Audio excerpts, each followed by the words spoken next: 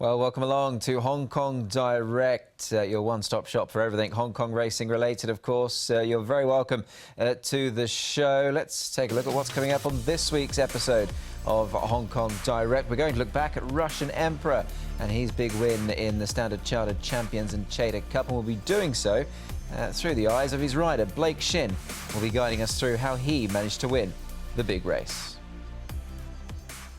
So the final Group 1 of the season here in Hong Kong has been run and won, and the man that achieved it was Blake Shinn on board Russian Emperor, of course, and we can now hear from Blake and find out his thoughts on how he won the big race.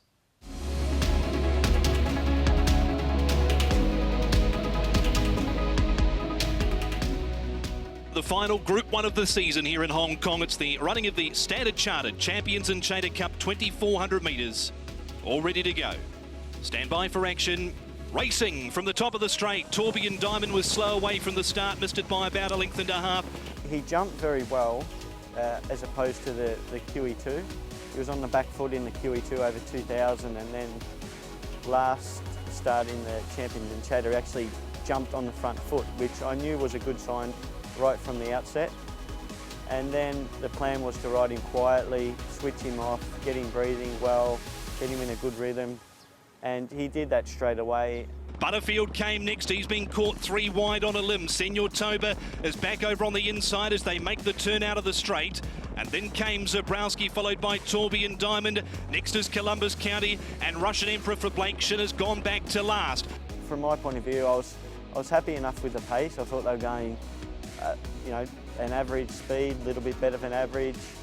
I was just trying to make sure he was on the right legs, doing everything right. I was pretty comfortable with where I was at, knowing that my horse has got a great turn of foot, knowing that he's got a superior turn of foot than the rest of his rivals. So even from about the mile, the 1,400 and the 1,200, I was very, very comfortable where I was travelling.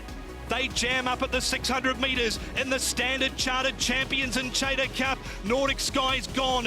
Kaying Star there with Butterfield and Panfield. Senor Toba hemmed up with nowhere to go. Reliable team Columbus County round the outside with Zabrowski, and Russian Emperor gets to the outside.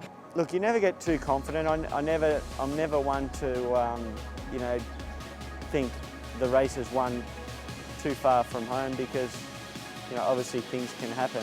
Everything just seemed to be going perfectly for us at every point. And yeah, it was just one of them races that really nothing went wrong. And here comes Russian Emperor and Blake Shinn from last, descending down the middle of the track.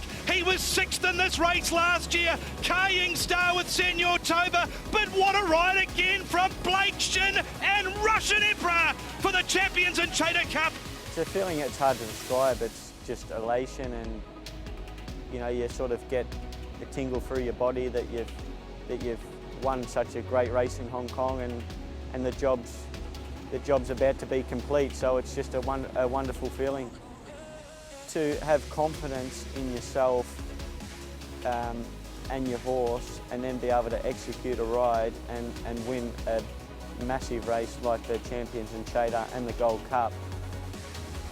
Yeah, you work in harmony with your horse, and there's no better feeling. And after the race on the weekend, like Hong Kong, it's been a great journey for me. It's been a tough journey, but reaching the pinnacle of Group 1 racing, that's what it's all about, and it was such a special moment on the weekend.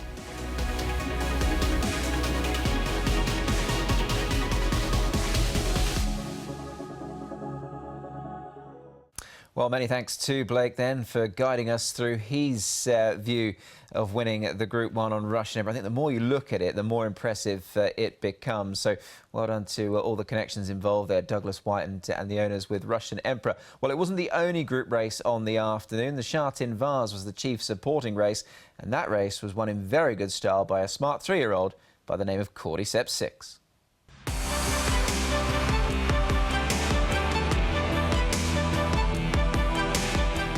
as they race down to the last 300 metres. Nervous Witness given full bore here, extends the margin to 2 lengths, giving chasers California Deep Shot. Then came Cordyceps 6. He's really starting to sprint now. Nervous Witness, Cordyceps 6 over the top. Half a length favour here to Nervous Witness with Cordyceps 6. The 3-year-old has done it. That has been a huge performance. What a win. Alexi Bedell with Cordyceps 6.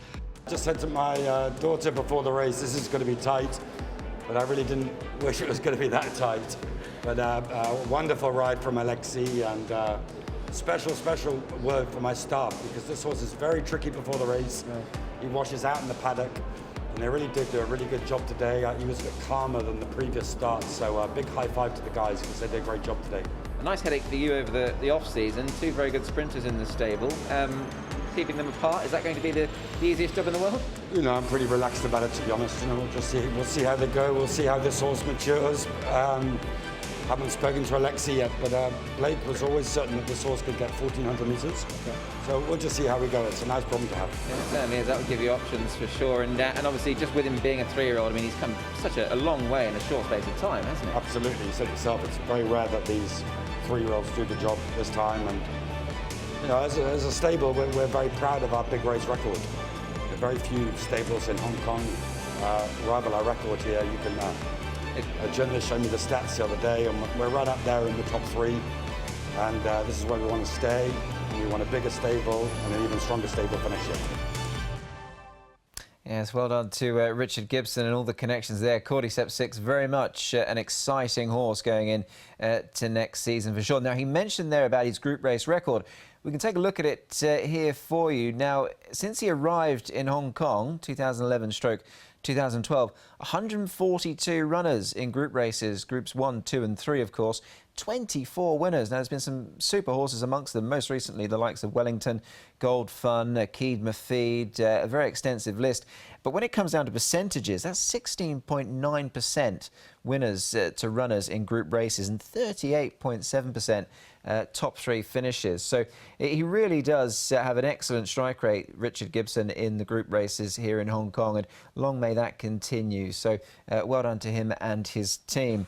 Let's take a look at the diary now and what's coming up. This weekend, of course, more group race action as we work towards the end of the season. The Lion Rock Trophy coming up from Sha Tin this Sunday, back to Happy Valley on Wednesday, and then back to Sha Tin next Sunday as well. That is the 5th of June. So the Lion Rock Trophy is our feature race this weekend. One man that's got an excellent record in that race is a certain Joe Moreira, and he's going to ride Excellent Proposal. He's been racing well. Apparently he's found his form again, and it's a race which I'm quite familiar with, and apparently I've got a very good ride to be competitive in the race. I know it's there is few horses there with good forms as well, but I believe he's up to that, and hopefully he does his best. Yeah, your horse has got some very good form. Obviously, the most recent piece of form was 3rd in the Champions Mile behind Golden 60. Now, when you came in off that race, you said to me that that's the best horse I've ever seen in Hong Kong. Yours ran 3rd. The form is rock solid. Well, definitely. He's been running against outstanding horses. So apparently this is not the same class of horse that he's going to be running against. So that gives me even more confidence that he's capable to win this race. Recent trial for him, Joe, as well. He looked to trial quite nicely leading up to this. He did. He trialled very well. He's in good form, and I see no reason why he wouldn't be able to produce his best. Finally, would it fill you with a bit of fulfilment to win on this horse this season? Now, he's had a winless campaign, and I mean, without doing him too much of a disservice, he is a little bit frustrating, I think it's fair to say. How much would it mean to you just to finally tick that win on this horse this season? Yeah, as you know, I won a few races with him early on his career here in Hong Kong, and then at his main win, I wasn't on board. So it is a bit of a disappointment for myself, not being on him when he won his biggest race. Would be a very meaningful thing for me if I can get him to win after coming from a long period of time without winning another race. So I'm no doubt looking forward to the race. Joe Moreira there then, who will jump aboard Excellent Proposal in the feature race this weekend. Good luck to him as well. He's won 4 of them, so his record is very good indeed. Well, as we bring the show to a close, news this week that the Gallant Grey Hot King Prawn has been retired. All good things must come to an end, and we'll leave you on this week's episode with his highlight of his career. The Centenary Sprint Cup when successful back in the early part of 2021. Many thanks for watching this week's edition of Hong Kong Direct. Great to have your company as always, and goodbye. Racing at the 1200 and Wishful Thinker was last out of the gates. Voyage Warrior from the inside stall is the early leader. Over Amazing Star and Computer Patch going up 3 wide, and Hot King Prawn lands fourth the rail. 2 lengths to Buddies around Regency Legend, then Big Party. Wishful Thinkers in a line of 4 with Jolly Banner. 3 wide Stronger and Fat Turtle restrained back to last. 7.50 to go. Voyage Warrior is the leader by a half a length on Computer Patch. Hot King Prawn with the run of the race third. Fourth is Amazing Star and a length and a half to Regency Legend. Buddies together.